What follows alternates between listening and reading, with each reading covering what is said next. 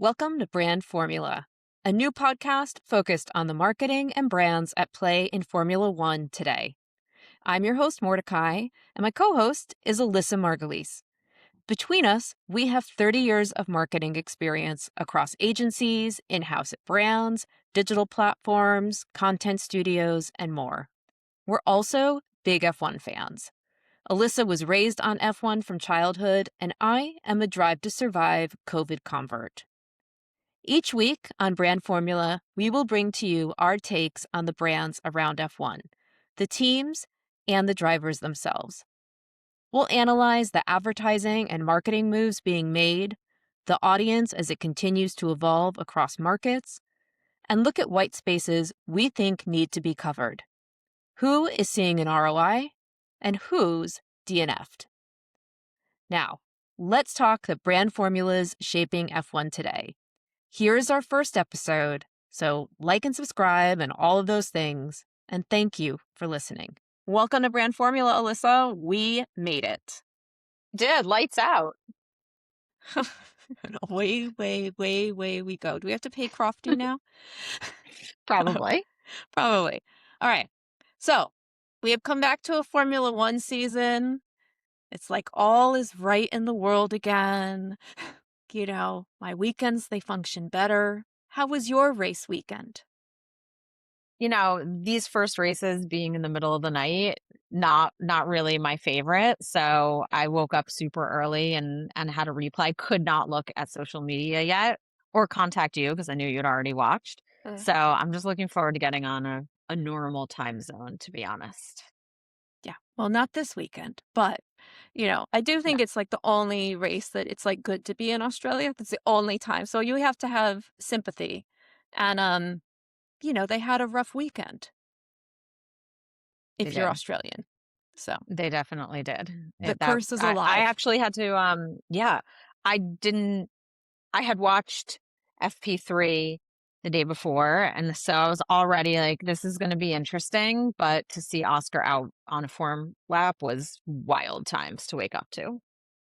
Did you see I saw it on TikTok, the clips of them taking the like automatic little cars, like little toy cars, and running it into the thing on the wall, the little McLarens? I did not. Send it to me. I will. I need to see this. It's hilarious. Okay. Back on whatever track we're on because we're trying it out. But today we're gonna get started by talking about the brand formulas in F1 we're gonna talk about streamers, we're gonna talk about AI. We talked a little bit about what happened at the weekend, but was there a particular moment of the weekend that sort of stood out to you? You know, as a Lewis fan, as a Ferrari lifelong fan, literally having one tattooed on my body, hearing Lewis say that was fun was heartwarming and just made me excited, not just as a Ferrari and a Lewis fan, but there's a lot of discourse around these cars, the new regulations, what it's doing, the engines. I enjoyed it. I thought it was fun. I thought it was fun to hear the drivers have these fun quips about it.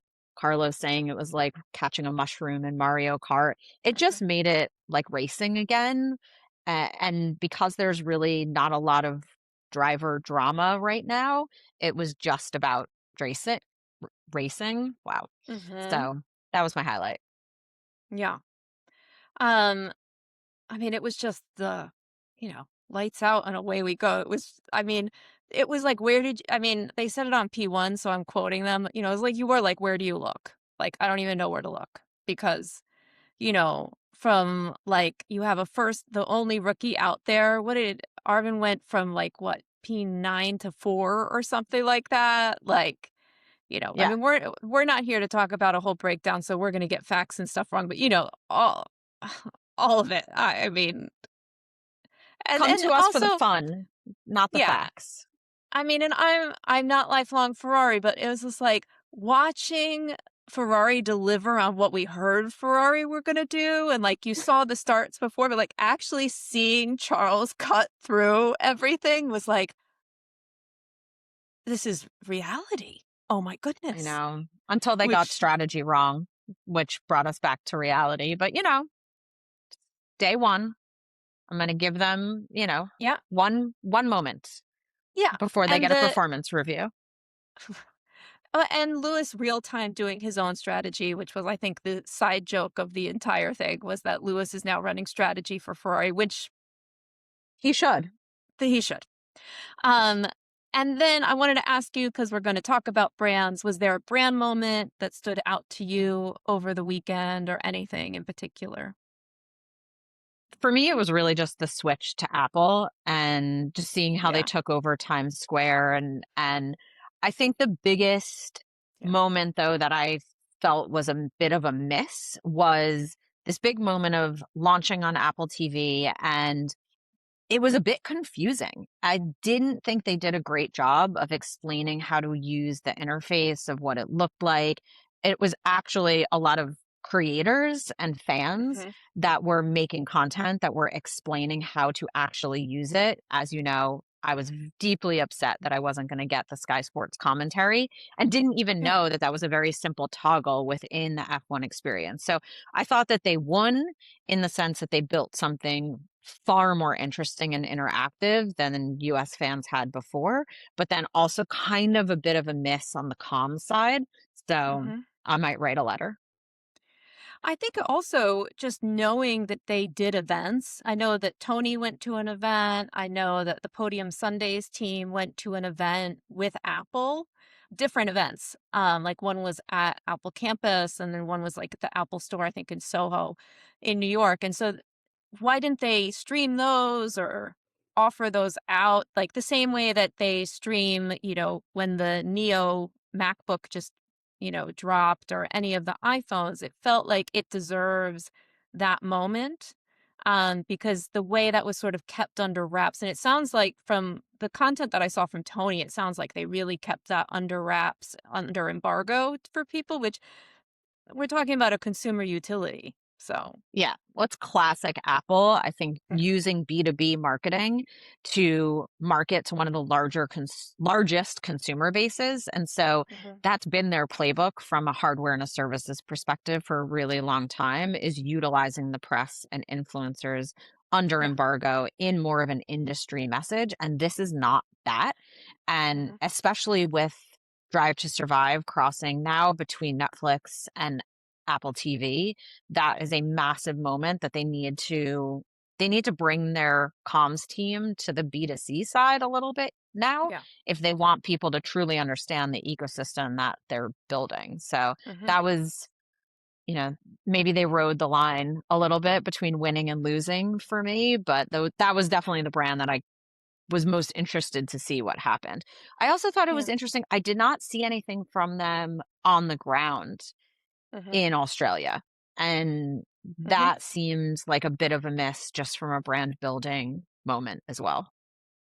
Yeah, it's such a contrary thing if you think about sort of what you could call like the beta test of Apple and F1, which was F1 the movie, and how that was just everywhere. You had it on every wall. It's like they completely did no matter where they were in the world. So it's odd that they wouldn't have followed that playbook as that initial, considering the fact that they got the return on that. F1 was an incredible commercial success and went on to do that, but why would you not globally promote?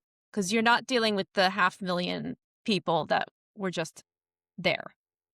That's not Yeah. your Oh, audience well, I alone. thought it was fascinating that Formula One chose to do their marketing video using Damson as the face, which was hysterical because you're using a character of an F1 driver to promote the new season. And in an odd way, it also didn't cross over promoting Apple as a Mhm. partner of F1. It promoted the movie, which again, just the ecosystem that they're building is really, really fascinating. And my Mhm. guess is it's such a broad company that the team coming together to truly to market it is figuring it out as we go because it just happened. And at the same time that they're trying to promote their partnership with Formula One, they're also in an Oscars race for the movie.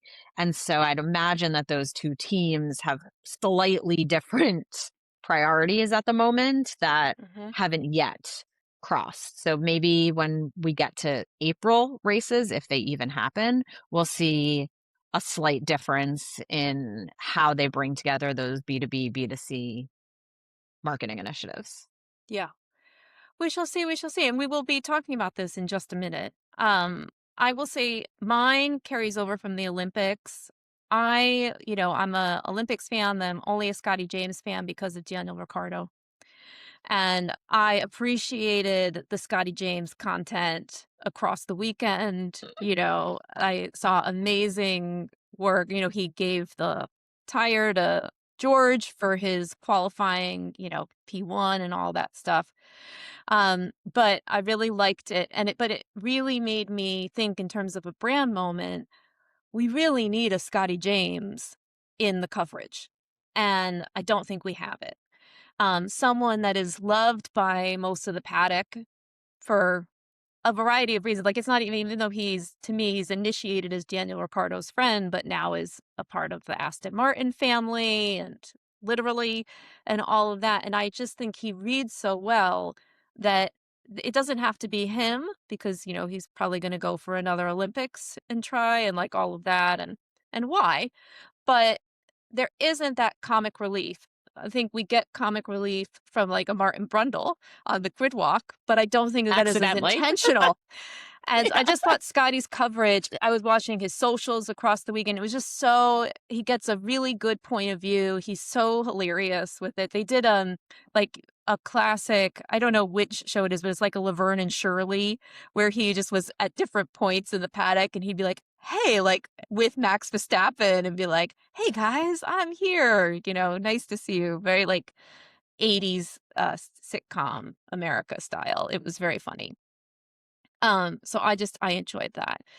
So we will discuss driver brands and the ancillary across this podcast series, but let's go back to the TV streaming platforms. So Yes. we started it because it is a hot topic right now, and just for perspective, you know, with the change here, though we sound the same.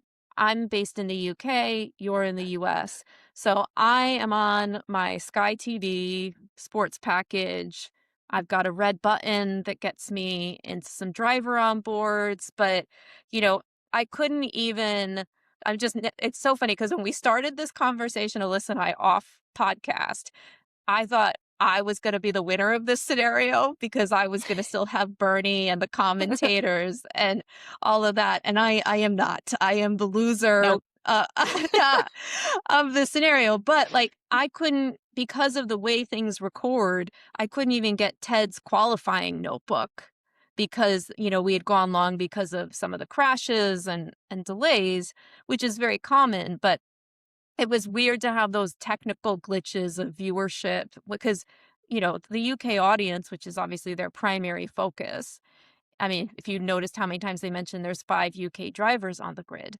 Um, with that, but you're looking at it in the perspective that they're going to deliver for you, and none of us are waking up really at 4 a.m. to watch it.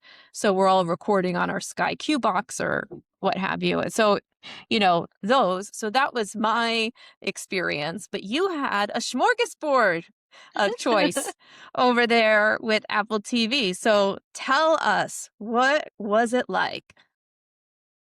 Honestly, such an upgrade.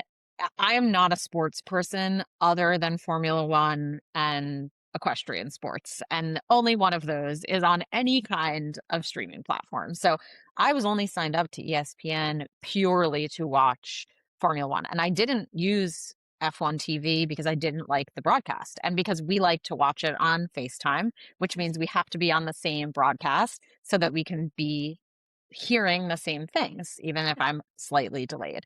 So I was very excited to be able to have my same Sky Sports commentary. It felt like coming home, But I had never been able to have multi-views and all of those things. I didn't wanna pay to have F1 TV in addition to paying to have ESPN. So for me, it was really interesting because I got to watch the race on my TV, and on my iPad, I could log in and have all of the onboards, go into the data, even hear 2 different commentaries. So it was a Mhm. much more immersive experience. I will say it was slightly overwhelming. We're already trained to be completely second screen and a little bit all of us not really paying attention to what's happening on our main screen. So I did find it a little bit difficult to understand what I wanted to look at and what I wanted to hear. So I think over the next couple weeks I have to figure out how do I actually watch. Also be a bit different to I watched it Mhm. in immediate replay at 6 a.m. versus watching something live is going to be a little bit different, but I thought I won.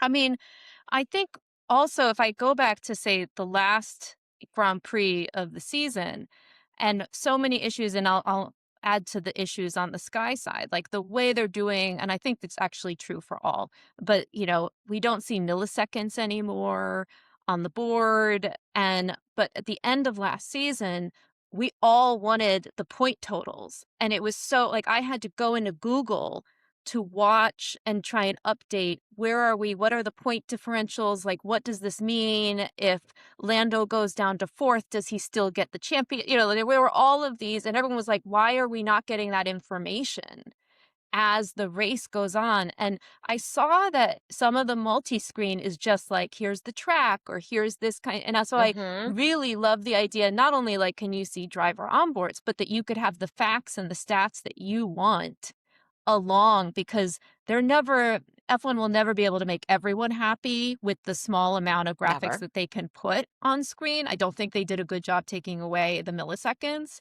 I think that's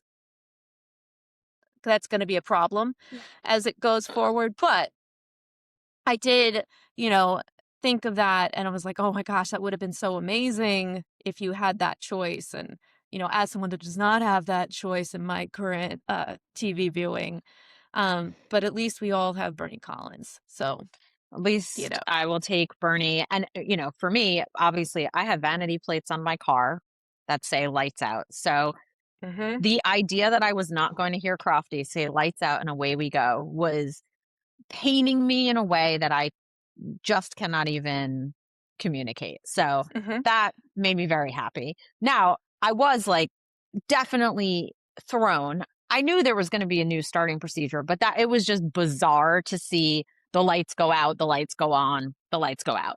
So got to get a little Yeah. bit used to that side, but we'll get Mhm. there. I did think what was interesting is there's new regulations. I think everyone is a little bit scared of upsetting the FIA. And so I did not hear a lot of driver radio that was negative towards the new regulations, starting procedures.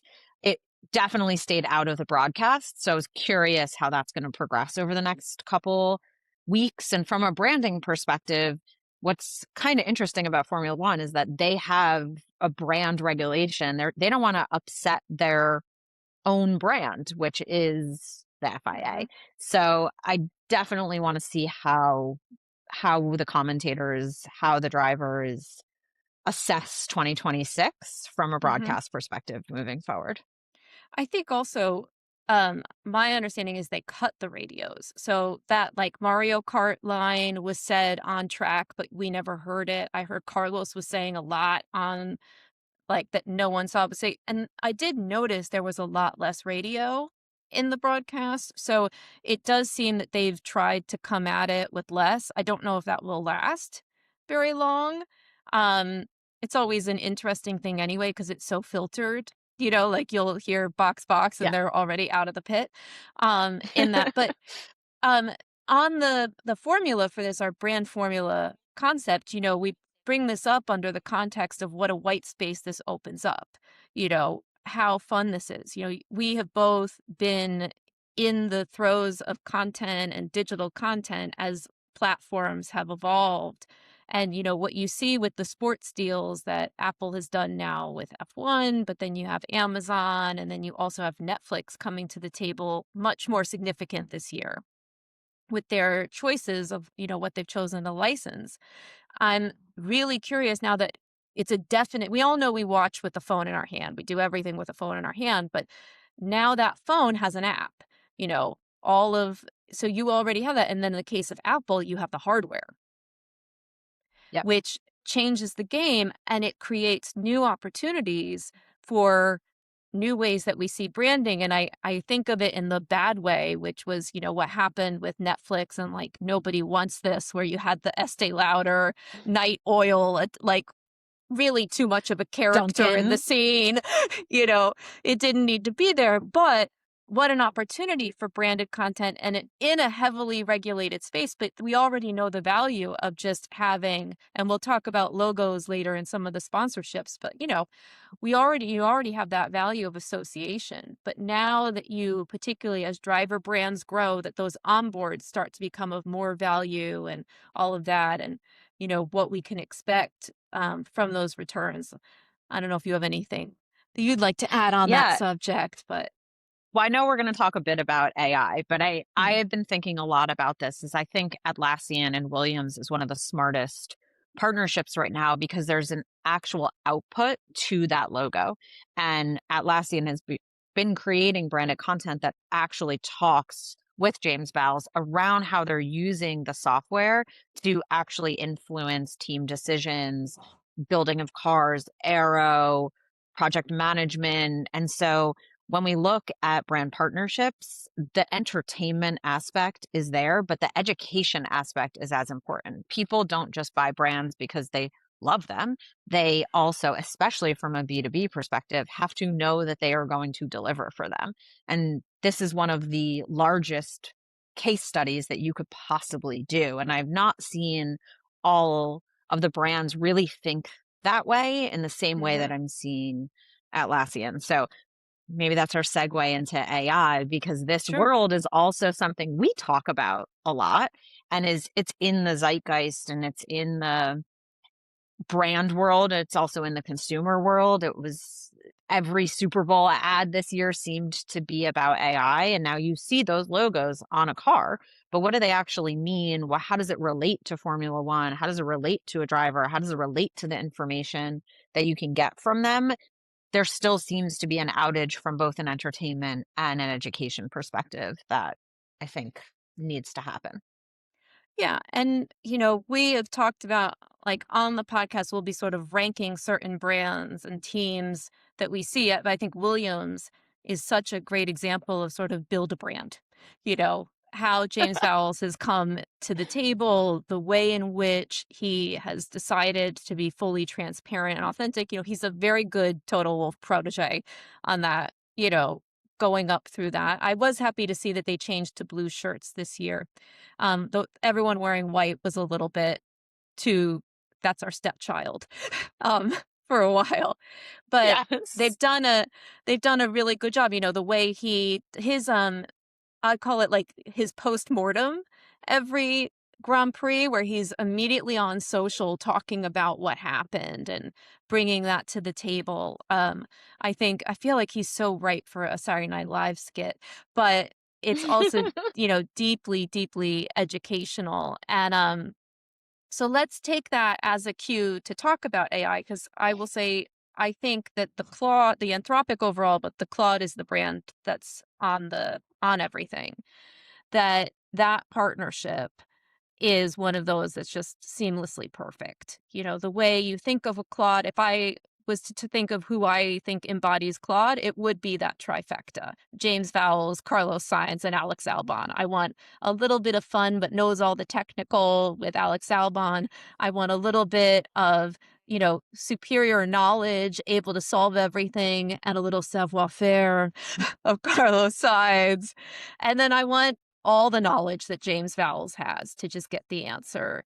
And Claude is the more nuanced of your LLMs, and so on. And so, shall I just give a little backstory and just break down what this looks like right now, and then we can get into the nitty gritty of these AI partners? Let's do it. Okay. So just pulled from different press releases from F1, from the teams, motorsport a little bit of Black Book Motorsport. Just wanted to give you a sort of basic landscape of what we're talking about here. So all of these partnerships really came to be either end of 2025 or started on the grid this year. Some of them have parent companies that you'll be familiar with, like a Microsoft, but we saw the AI utility, the AI software become the logo, particularly when you think about McLaren. And so McLaren, with their Google partnership, it became a Google Gemini partnership. And what they're looking, that's a $45 million investment that's coming in Crazy. from Gemini on that. They obviously have the logos across the engine cover and the cockpit, like we see them in all of the normal places, but they're also, and we'll get into this later, what they're also doing for the team. Then we get into Microsoft AI and Mercedes. That's a $60 million investment. The Claude Anthropic deal is $18 million. And you'll understand later when we talk about the cash versus utility side, but also the way they referred to it in their press release when they announced the partnership was they call it their thinking partner in particular as they move that forward. And then we have Meta AI, which I feel has missed the trick on the Mercedes logo game. They're in at only 15 million, but that's because of some larger partnerships that they've already had. And then you have the lone wolf, which is Lewis and Perplexity. So Perplexity chose not to sponsor the team. They only sponsor Lewis. So it's not on Charles's tip top in particular, but it is a $6 million sponsorship of Lewis on the grid for that. And then the last one of note is the TWG AI Cadillac sponsorship, which Cadillac went to market with primary partners at 40 to 50 million. So we know it's a primary partner. You can see it on the front of their clothes, you can see it on the car, etc. But they're not a title sponsor. So it's probably in that 40 to 50 million dollar range. And then TWG has an Wild. yeah. They also have there's an overarching business relationship there throughout. But that's when we talk about these partners, and I briefly said on the logo front, the fact that all the suaveness of, I think, Toto and branding that has been done, I think they have the best rain jackets on the grid. And whatever those silver Very bubble suits important. were. But in particular, the fact that the Meta AI logo faces out, so when you have the driver on board, you have to reverse to see it. Also considering the fact that Meta AI has a serious brand reputation problem right now because of what's going on with the glasses, in particular, which was a huge road to market for Meta AI. So that's already a problem. I think there's nothing more beautiful than seeing Perplexity on top of Lewis's head as he's doing his genius, excellent brand alignment on that. But, that's what we're seeing in terms of where they are on the grid and that side of things. But any additional thoughts on what you're seeing as those brands start to come onto the grid and more? What do you think of their presence? I think they have some explaining to do. I feel like that's my biggest takeaway from both the Super Bowl and Formula One. You have so much money that's being spent on either a very short period of time or a very long period of time in F1 without a lot of explanation of the differentiating factors, their brand positioning. A logo can only do so much. You're then asking consumers to do the work to figure out the difference between all of these different options and understand what they can do for you, how you can use them in your daily life, what it means for your favorite team or your least favorite team. So I personally think they are not going far enough in explaining why, which from a marketing perspective should be the number one reason. It definitely feels a little like a bunch of people sat in boardrooms and thought this is a very high value audience that crosses many different demographics that we're trying to reach. Mhm. And it was broad and didn't go one step further to how you get people from awareness to actual research and action. So that's the part that I'm curious to see. And maybe it's because I haven't gotten that content yet and it exists. But I'd say that in and of itself is a marketing issue for all of these AI companies because I'm literally the target market. I actually have two in my own households. I have a Gen Z daughter in my house. So they want both of us. And Hmm. that conversation is not happening yet. So I'm Yeah. interested to see what that looks like. Yeah. And I mean, there is the B2B value of them because if you're a Google Gemini and you're on the constructors winners 2 years in a row, although only quote Gemini involved from the end of last year, but you show that you win the constructors, then you go into a boardroom and you go to a global CEO and you say, we're your AI partner, you close a big deal. So, on that side, and I think that tees us up because one of the most interesting things about AI coming into play is that this is a valuing kind relationship. I mean, the fact that I know Oracle handles Red Bull and it's too big of a breakdown to get into, and that's where their AI comes from. But can you imagine how small that team would have gotten under Christian Horner with the idea that in the cost cap era, he could replace AI to remove some bodies in that particular space? And the breakdown of that, if you look at it, we're talking like in terms of cash versus utility. When it comes to the Gemini relationship with McLaren, it's a 50-50 split. With Microsoft and Mercedes, it's 40% cash, 60% utility. So when we talk about that $60 million investment, that's only 40% of what they quantify the actual value to be. That other 60 is all in that efficiency, all of the ways in which they're building that. But then we go to like Williams with Claude and it's 30% cash. So that smaller amount of the 18 million. But then we have 70% utility is the value of that partnership. And there's nothing on the grid in the traditional sponsorships that in the cost cap era is changing the game. And this goes into the thing that I think every business is facing and otherwise. But, the fact that the FIA considers AI software, so they're not quantifying the actual efficiencies. It's just you can't compare it. You can't compare it to like, oh, we use Salesforce to be able to, expert or you can't equate them. And, it is an interesting setup as we look at things to know that this is a competitive advantage. The sponsorships that are coming in with these AI partners. And I would say the FIA is probably more distracted on whatever's going on with the combustion with Mercedes than to deal with this. But I think there's an actual story there to be discussed and what the future of sponsorships are, because we know that it can never be just money trading hands to be like important. No, and there does seem to be this interesting divide that is happening between your traditional sponsors and then your luxury sponsors, so the Louis Vuittons and Rolexes of the world, and now this new technology space. And you can't really quantify Rolex other than brand awareness, and it tells time in a sport that is time dependent. It's very, very simple. Even if you go back to how sponsorships began and, the Benetton and Marlboro era was about awareness and simplicity. This is about complexity. And there is too far of a jump between that complexity as it relates to how a team is using it and how it relates to a viewer of F1 being able to use it. They have to bridge that gap. Otherwise, that is millions and millions of dollars doing what?